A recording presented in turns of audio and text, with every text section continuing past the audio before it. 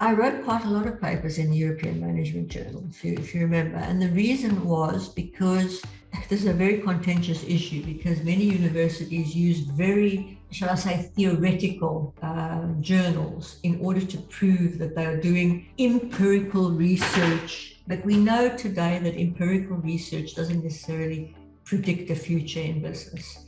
My work is about, I talk about being a phenomenologist. In other words, observing what's going wrong, forming constructs around that so I can communicate that to other people, and being able to see into the future without it being so much into the future that people find it not practical, if you see what I mean. And I just thought that was a good fit for European Management Journal. I think your audience are practitioners, not just academics, who want to know what is happening, who want to know how to do things. You see, my work is about creating markets.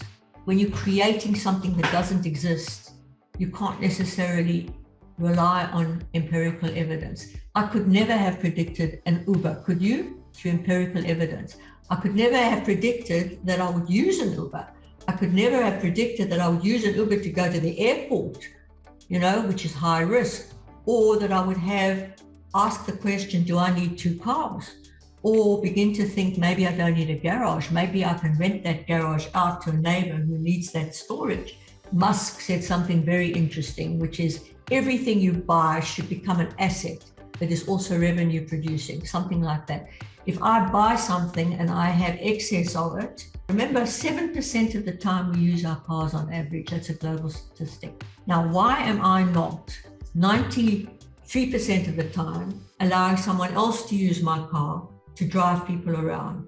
Why do I have a garage where I only use the car 7% of the time, where I could be renting that space out? I'm just using that as an example to demonstrate, a principle.